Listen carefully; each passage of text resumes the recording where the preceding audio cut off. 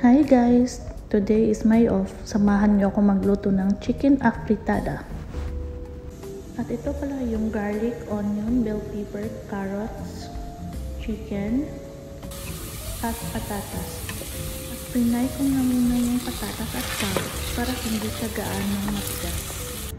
At ngayon, ikigisa ko na yung garlic at onion. Inuna ko muna yung garlic. Pagkatapos niyan, isusunod ko na din yung onion. At pagkatapos kong igisa niyan, naghihintay na lang ako maging light brown siya. Pagkatapos, ilalagay ko na yung chicken.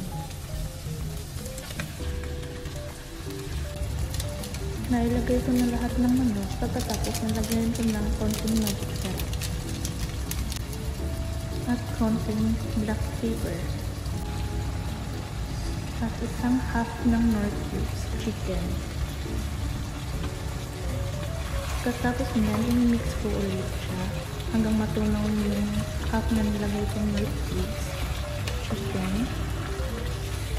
I-mix na lang siya ng maigi. Pagkatapos niyan, tinakpan ko muna. Hintay ako ng mga 3 minutes para ilagay ko na yung tomato sauce. Ako kasi, mas prefer ko yung pag nilalagay ko na yung Knorr cubes chicken, mas gusto kong hayaan mo na siya ng mga 3 minutes para ma-absorb talaga yung Knorr cubes sa chicken para may malasa-lasa talaga yung manok. At ngayon, nilalagyan ko na siya ng konting bay leaves, ilang piraso lang.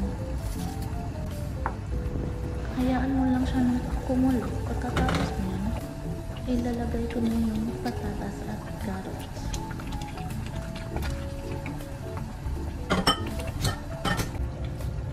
Pagkatapos niyan, nilagay ko na yung hot salt or green pepper. I-mix mo lang din siya hanggang maluto na siya.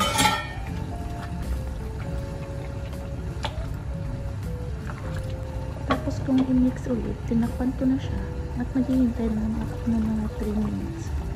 After that, luto na siya. Kakain na ako mamaya, guys. Anyway, guys, yung afritada ko pala walang green beans at walang hotdog kasi may ayaw ng hotdog. Kaya hindi ko na lang siya nalagyan ng hotdog. Thanks for watching, guys.